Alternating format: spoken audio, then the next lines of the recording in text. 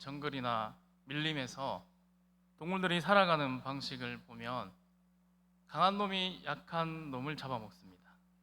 예를 들면 정글의 초원에 들판에 있는 풀을 초식 동물인 사슴이 먹고 또 그 사슴을 육식 동물인 사자가 먹고 하는 그런 연쇄적인 그러한 것을 먹이사슬이라고도 합니다. 이 먹이사슬에서 먹는 쪽을 포식자라고, 먹히는 쪽, 잡아먹히는 쪽을 피식자라고 그렇게 부르기도 합니다. 그러니까 여러분, 사슴이 풀을 먹을 때는 포식자가 사슴이고 피식자가 이제 풀이 되겠죠. 그리고 사슴과 사자를 비교했을 때는 포식자가 사자이고 사슴이 잡아먹히는 피식자가 됩니다. 여러분, 이렇듯 동물의 세계, 자연에서는 그 둘 사이의 이 관계에 있어서 강한 자가 약한 자를 잡아먹는 것이 너무나 당연한 이치입니다. 이것을 다른 말로 약육강식, 그러니까 여러분 한자를 그대로 풀면 약자의 살을 강자가 먹는다라는 그런 뜻입니다. 그러니까 다시 말해서 여러분, 이 자연의 세계, 정글에서는, 동물의 세계에서는 이 약한 자는 언제나 마음을 조아리고 마음을 놓고 지금 쉬지도 못하고 또 마음대로 잘 수도 없고 때로는 마음껏 걸어 다닐 수도 없으며 또 고개를 항상 쳐들고 이제 지금 자기를 먹으러 오는 그 포식자가 언제 올까 항상 조심하는 그러한 삶을 살아야 한다는 것입니다. 왜 그럴까요? 먹히면 안 되니까요. 죽으면 안 되니까. 그러니까 이 삶은 언제까지 계속됩니까? 죽을 때까지입니다. 근데 여러분, 이 동물의 세계만 이러한 약육강식의 논리가 통용되는 것이 아니라 바로 이 인간 사회에서도 이러한 약육강식의 논리, 즉 힘이 있는 자가 모든 것을 다 가져가는 그러한 현실은 부정할 수 없는 현실입니다. 여러분, 우리는 지난번 미가의 집에 일어났던 참 어처구니 없고 황당한 사건을 우리가 함께 보았습니다.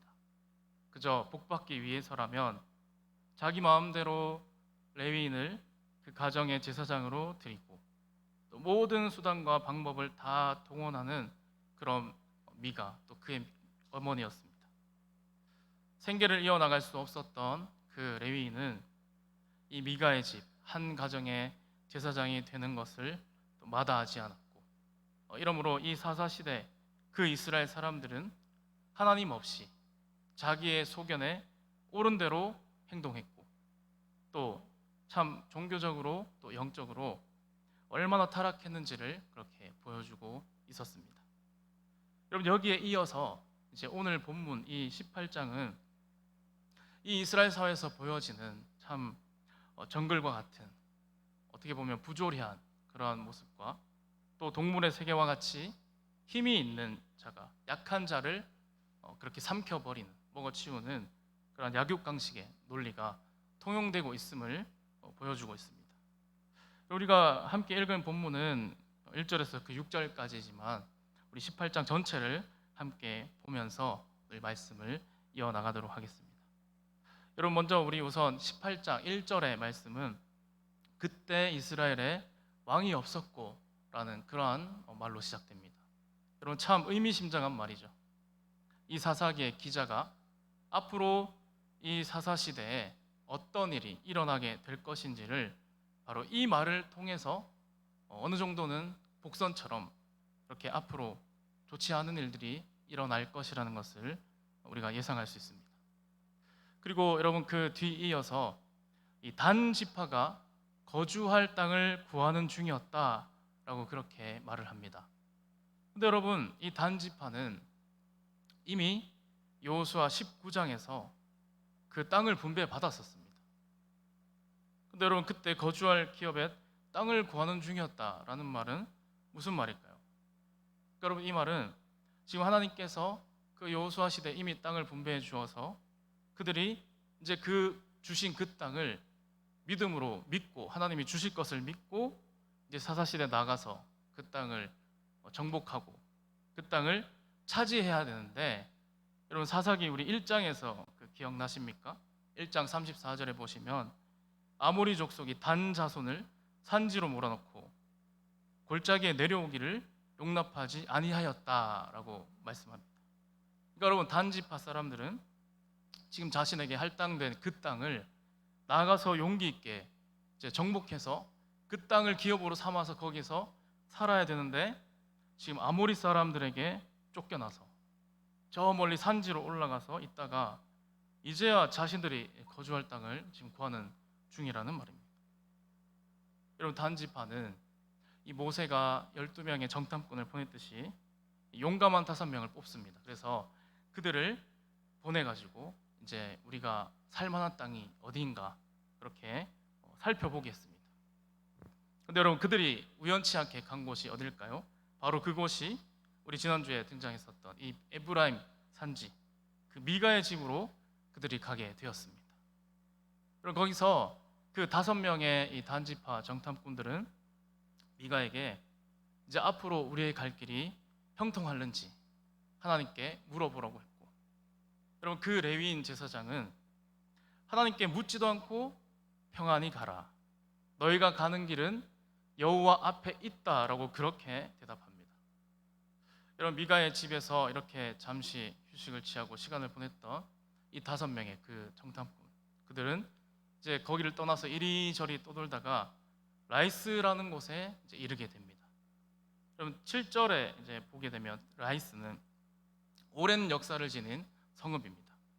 그러니까 여기는 그 지역적으로 보면 헐몬산 어귀에 위치한 참 좋은 기후가 있고 또 풍부한 물이 있어서 그 가나안 지역에서 작황이 좋았던 그런 지역 중에 하나라고 합니다. 그리고 여기 보니까 그 땅은 또 평온하고 또 안전하고 다른 사람들과 상종하지 않는, 그러니까 별 교류가 없이 그들만 그렇게 지내는 참 좋은 땅이었다라고 그렇게 소개됩니다. 근데 여러분, 이 땅, 이 라이스를 정탐한 그들이 이제 고향으로 돌아오자 그 단지파 사람들은 물어봅니다. 너희가 가서 보았던 땅이 어떻더냐? 그러니까 여러분, 그들이 이제 이렇게 보고하는 것입니다. 9절에서 이제 10절까지 보시면 이르되 일어나 그들을 치러 올라가자. 우리가 그 땅을 본즉 매우 좋더라. 너희는 가만히 있느냐? 나아가서 그 땅 얻기를 게을리하지 말라. 너희가 가면 평화로운 백성을 만날 것이요 그 땅은 넓고 그곳에는 세상에 있는 것이 하나도 부족함이 없느니라. 하나님이 그 땅을 너희 손에 넘겨 주셨느니라 하는지라. 여러분, 이렇게 말합니다.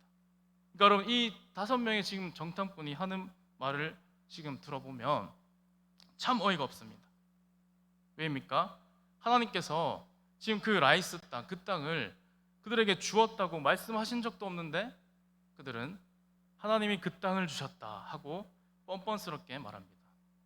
그러니까 여러분, 이들이 이렇게 말한 이유를 유추해 보자면 그 앞서서 그 미가의 집 제사장, 그 레위인 제사장이 했던 말이 있는데 6절에 너희가 가는 길은 여호와 앞에 있느니라 라는 그 말을 인용해서 하나님이 우리에게 그 땅을 주셨다라는 것을 이렇게 기정사실화하고 있습니다. 여러분, 하나님께서 이 여호수아를 통해서 주신 그 땅을 이 단 지파가 차지하지 못하고 지금껏 산지에서 떠돌이 생활하면서 그들이 떠돌면서 살았는데, 지금 이 5명의 그 정탐꾼이 하나님께서 그 땅을 너희 손에 넘겨주셨다라고 그렇게 말하자 여러분, 단지파 사람들은 어땠습니까? 지금 이 말이 진짜인지 가짜인지 구별하지도 않고 하나님께서 주셨다 그렇게만 생각하고 그 땅을 차지하겠다고 그들은 마음먹습니다. 그래서 그들이 어떻게 합니까? 이 단지파 사람들이 600명의 군사를 이제 조직해서 그들에게 무기를 주어서 이제 보냅니다. 그래서 그들이 나아가서 유다 땅, 그 기럇 여아림에 이제 진을 치게 되고, 또 이들이 함께 나아가서 그 미가의 집에 이제 또 이르게 되어집니다. 그러니까 여러분, 이들이 이제 이 미가의 집에 이르게 되었는데 이들은 여기서 자신들이 손에 얻고자 하는 것, 그것은 이제 무슨 수를 써서라도 그들이 얻고자 합니다.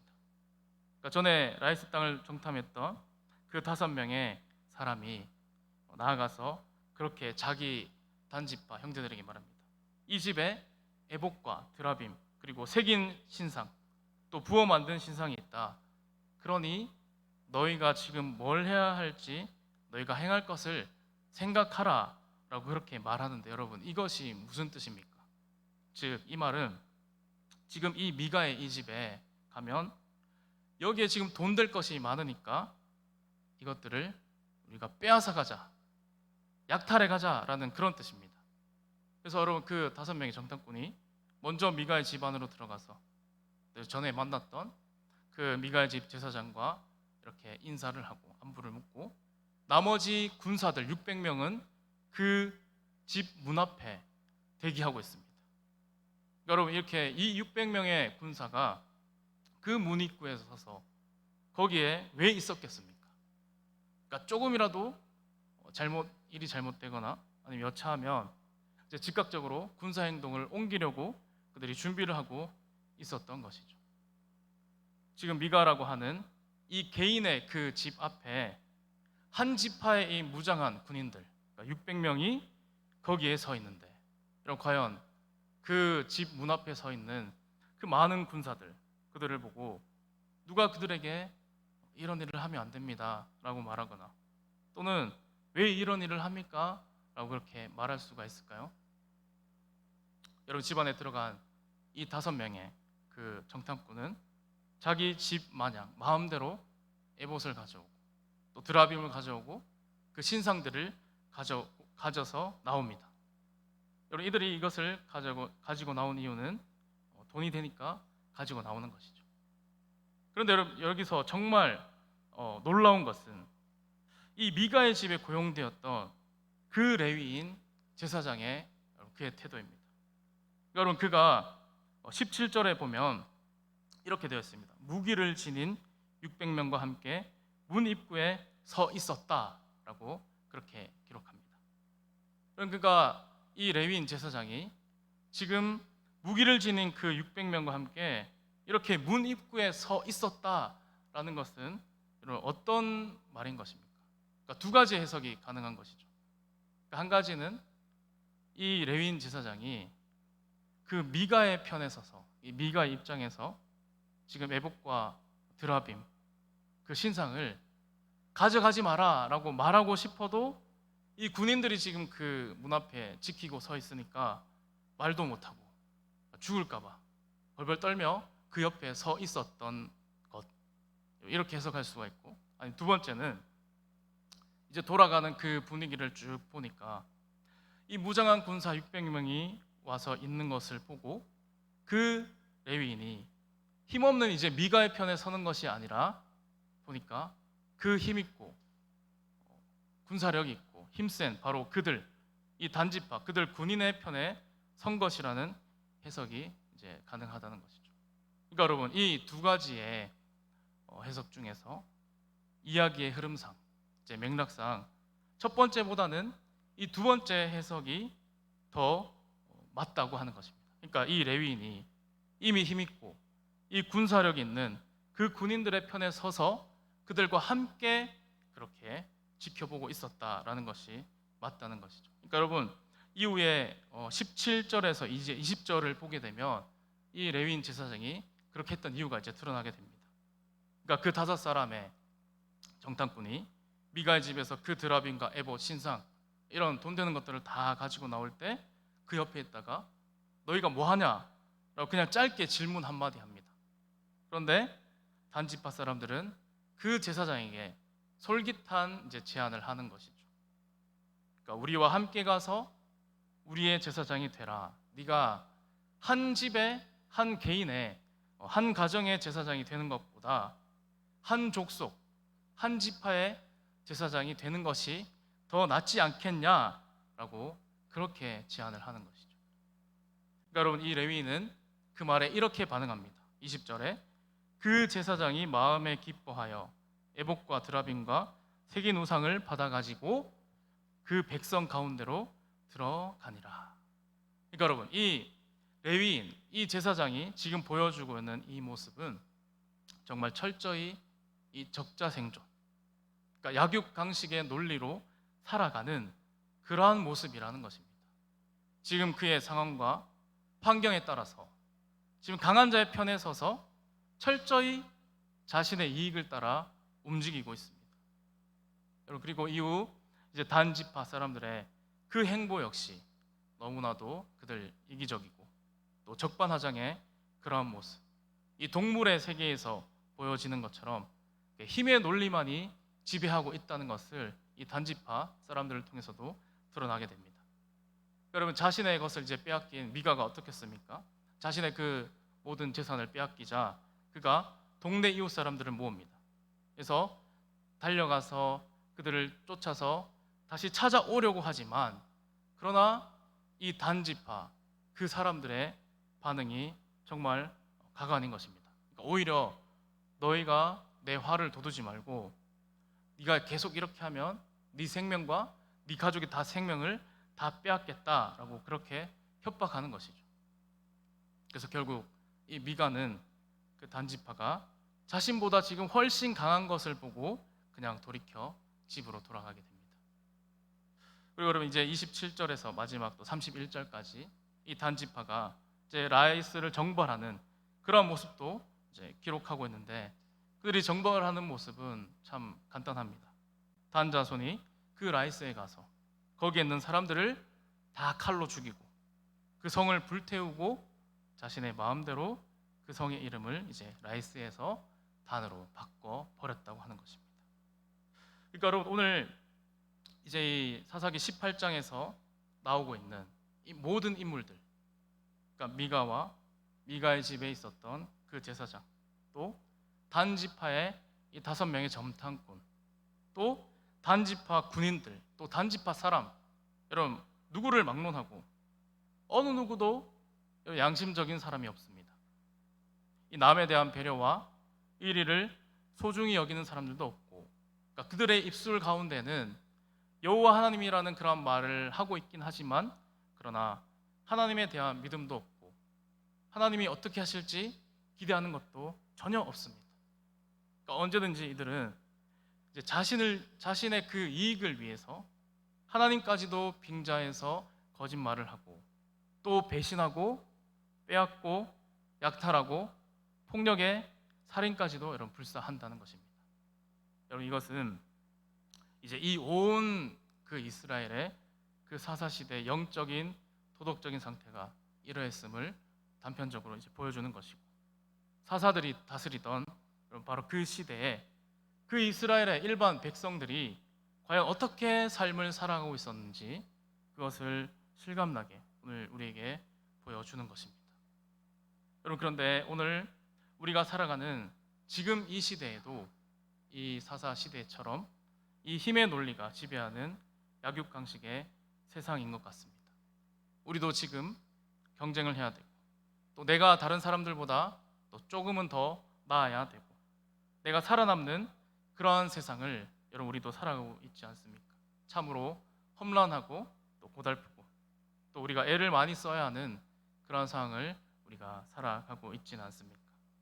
그러니까 여러분, 우리의 현실도 또한 이렇게 적자생존, 즉 약육강식의 논리가 통용되는, 힘의 논리가 적용된다고 여러분 그렇게 볼 수 있습니다. 그러나 여러분, 오늘 우리가 살아가는 이 세상이 그러한 세상이다 할지라도 오늘 주를 믿는 우리는 이렇게 오늘 본문에 등장하는 이 사사시대 사람들처럼 살아가면 안 된다는 것을 오늘 우리에게 교훈해 주고 있습니다. 여러분, 특별히 사사기 18장 1절 그리고 19장 1절에서도 드러나는데, 그때 이스라엘에 왕이 없었다라는 이 말이 여러분 계속해서 반복되어집니다. 그러니까 이 말은 여러분 이 이스라엘 백성들을 이끌어 나가고 또 하나님의 뜻 가운데로 인도할 인도자가 없다는 것이죠. 그러니까 여러분, 그렇기에 이 이스라엘 백성들이 지금 이런 삶을 살았다라고 그렇게 볼 수도 있습니다. 왜냐하면 이 사사들의 여러 모습을 보게 되더라도 정말 그들이 너무나 연약하고 부족하고 또 죄와 허점이 많았기 때문입니다. 그런데 여러분, 이 이스라엘에는 이렇게 인간의 지도자가 없더라도 이 이스라엘에는 단 한 번도 왕이 없었던 적이 없습니다. 여러분, 누가 왕이었습니까? 바로 하나님이 왕이었습니다. 그러니까 하나님께서는 과거 아담 때부터 지금까지 또 이스라엘 백성들에게도 하나님은 계속하여 왕이셨고 또 지금도 하나님은 우리 믿는 자들의 왕이시고 또 왕 중의 왕, 모든 세상의 왕이 바로 하나님이라는 사실입니다. 그렇다면 오늘 우리는 여러분 우리의 삶에 이 모든 영역과 또 우리의 모든 삶에 왕 되시는 그분의 말씀과 그분의 삶을 따라가야 하지 않겠습니까? 왕 되신 하나님을 거부하는 것은 모든 세상의 방식입니다. 여러분 우리는 주님의 자녀로서 이 시간 우리 주님 앞에 믿음으로 나아가는 저와 여러분들이 되시고 또한 우리 모두가 날마다 우리에게 부어주시는 하나님의 그 은혜와 그 말씀을 사모하며 또 하나님을 우리의 인생으로 모셔서 그분께 순종하며 또 믿음으로 나아갈 수 있는 그런 신실한 백성이 다 되시기를 간절히 소망합니다.